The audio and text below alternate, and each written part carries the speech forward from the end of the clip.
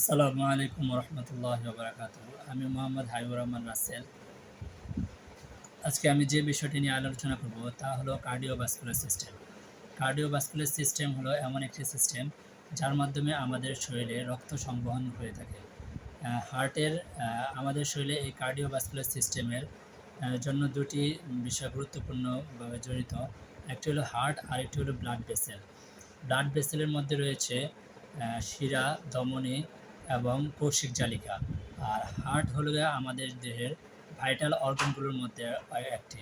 হার্টকে বলা হয় আমাদের দেহের প্রাকৃতিক পাম্প, যার মাধ্যমে পুরো শরীরে রক্ত পৌঁছে দেওয়া হয় এবং পুরো শরীর থেকে কার্বন ডাইঅক্সাইডযুক্ত রক্ত হার্টে নিয়ে আসা হয় এবং হার্ট থেকে ফুসফুসের মাধ্যমে তা শরীর থেকে বের করে দেওয়া হয়।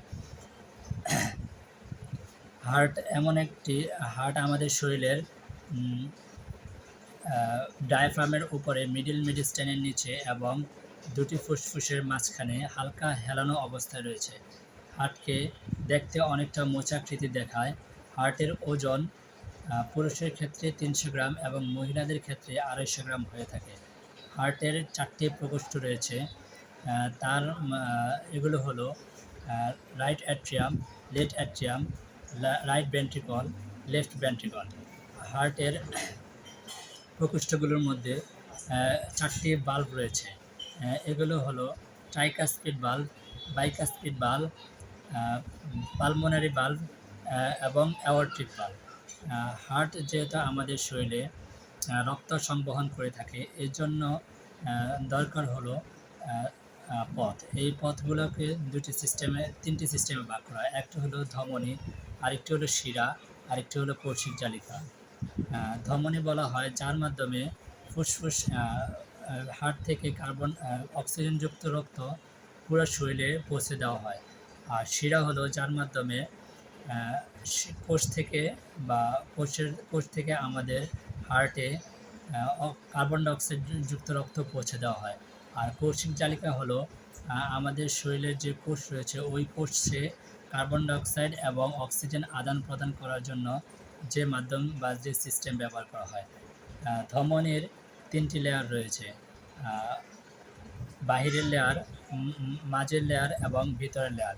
আর শিরার রয়েছে 2টি লেয়ার, একটি হলো বাহিরের লেয়ার আর একটি হলো ভিতরের লেয়ার। এছাড়া আমাদের হার্টবিটের জন্য কয়েকটি বিশেষ ধরনের কোষ বিশেষভাবে গুরুত্বপূর্ণ, যেগুলোকে বলা হয় সাইনোঅ্যাট্রিয়াল নোড, যেটা প্রতি মিনিটে আমাদের হার্টকে 60 থেকে 70 বার পাস করতে সাহায্য করে, যাকে প্রাকৃতিক পেসমেকার বলা হয়।